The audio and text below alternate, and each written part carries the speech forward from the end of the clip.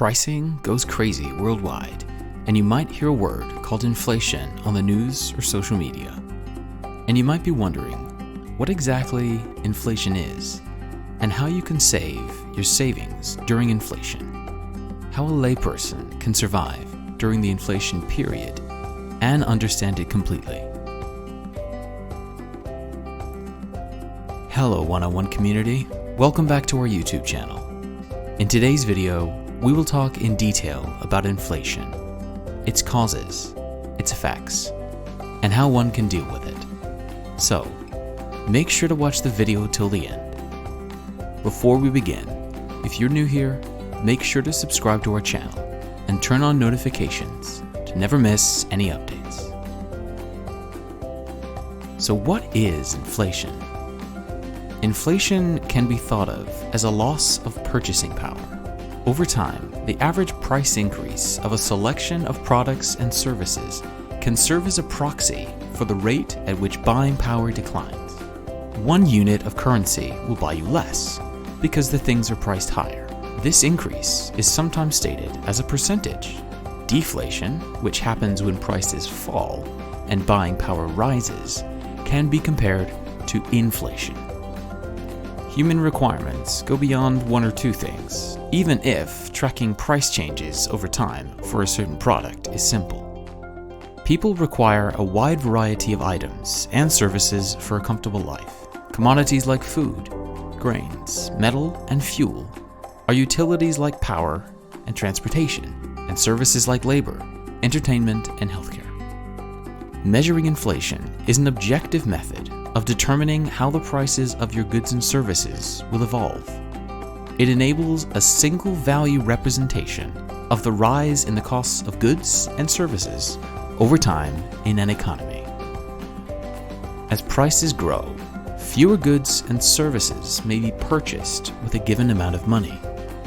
This loss of purchasing power affects the general public's cost of living, ultimately slowing economic growth. Economists generally understand that prolonged inflation happens when a country's money supply expands faster than its economy. To counteract this, the monetary authority, like the central bank, implements the appropriate measures to control the money supply and credit to maintain acceptable inflation levels and a healthy economy. Causes of inflation. Inflation is caused by a rise in money supply, albeit this can happen through various economic causes. The monetary authorities can boost a country's money supply by printing additional currency and distributing it to people, legally devaluing, lowering the value of the legal currency, acquiring government bonds from banks on the secondary market to create new money as reserve account credits through the banking system, the most common method. In each of these scenarios, the money ultimately loses its power to purchase items. Three different inflationary mechanisms can be identified: demand pull, cost push, and built-in inflation. Demand pull inflation is when an increase in the availability of credit and money causes the public demand for goods and services to rise faster than the economy's ability to produce them. This raises demand, which causes price hikes. More money means more value, and this leads to happier consumers. More people are able to spend their money, which raises prices. Demand for products is higher than the supply, which leads to an imbalance in the market and a rise in prices. Cost push inflation results from rising prices spreading through the inputs used in manufacturing. Costs for all intermediate goods increase as more money and credit are directed towards the commodities or other asset markets.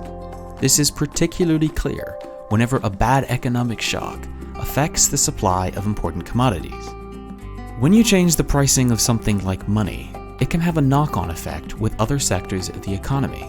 For example, changes in the supply of money will often lead to a similar increase in finance and banking products. This implies that energy prices may increase and affect consumer prices, which are reflected in various inflation indices. Expectations on what future inflation will be, called adaptive expectations, rely on previous inflation patterns. People may anticipate an ongoing increase at a similar rate as product and service prices grow. Employees may therefore request higher wages to maintain their living. The cost of goods and services rises due to increased earnings, and this wage price spiral keeps going as one element drives the other and vice versa.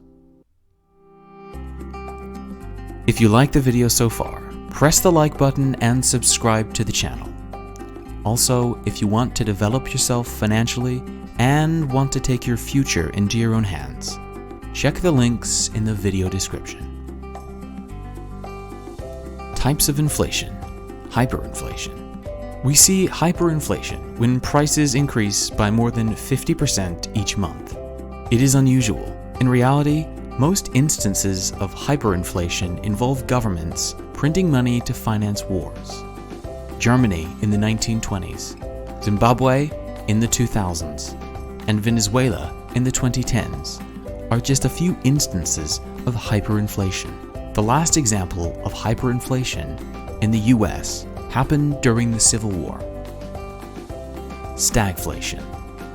This is known as stagflation when price inflation persists despite slowing economic growth. However, this combination looks incoherent, if not impossible. Why would prices increase when there isn't enough demand to fuel economic growth? This situation occurred when the US abandoned the gold standard in the 1970s. As soon as the dollar's value was divorced from gold, it crashed. During this time, the cost of gold soared. Paul Volcker, the chairman of the Federal Reserve, hiked the Fed funds rate to double digits before the stagflation was finally over. He left it there long enough to allay concerns about future inflation. The core inflation. The core inflation rate tracks rising costs, excluding food and energy. That's because every summer, gas costs tend to rise. Gas consumption increases for family vacations. The price of food and anything else with a high transportation cost rises when the gas prices rise. The Federal Reserve bases its monetary policy decisions on the core inflation rate. The Fed does not desire to change interest rates in response to changes in petrol prices. The all items, including food and energy, index increased by 6.0% in January 2022, the highest 12-month growth since the period ending in August 1982. Creeping inflation. Creeping or mild inflation happens when prices rise by 3% or less yearly. The Federal Reserve claims that 2% or fewer price increases are positive for economic growth. Customers expect price increases at this level of mild inflation, which increases demand. To avoid paying greater prices in the future, customers purchase now. Mild inflation fuels economic growth in this way. The Fed chose 2% as its target inflation rate as a result. Impact of inflation on my saving account. Due to historically low interest rates, money stored in savings accounts hasn't increased much in prior years. However, given the current high rate of inflation, your savings could lose value in real terms, as you'll be able to purchase fewer goods.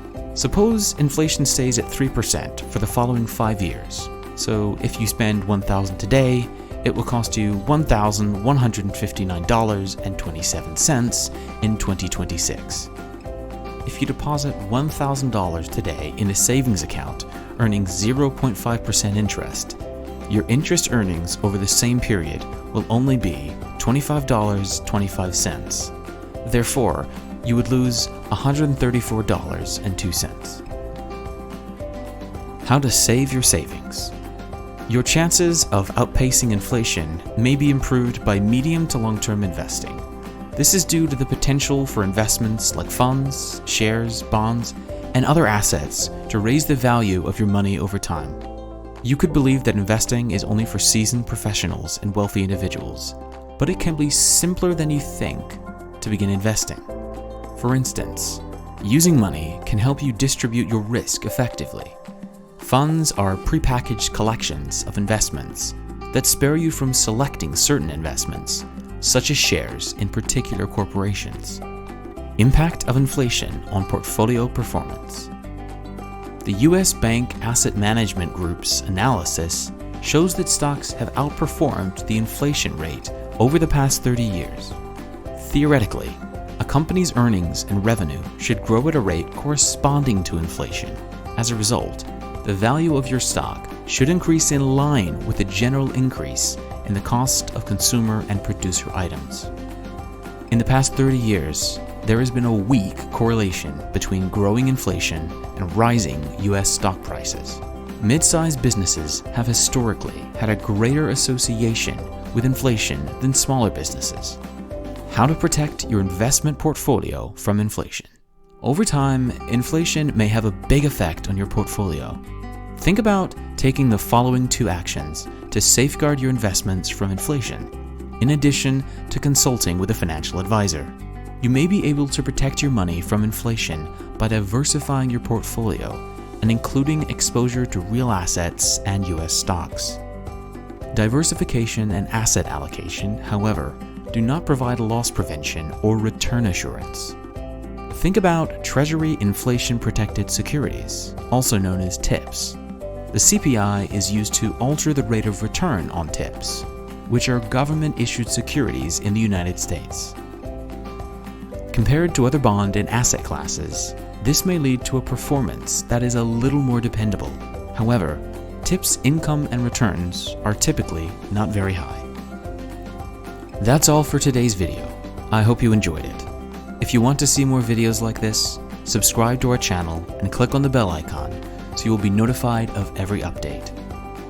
Also, don't forget to check the links in the video description. And while you're here, click to watch one of these 2 videos appearing on your screen right now. I will see you there. Take care and stay tuned.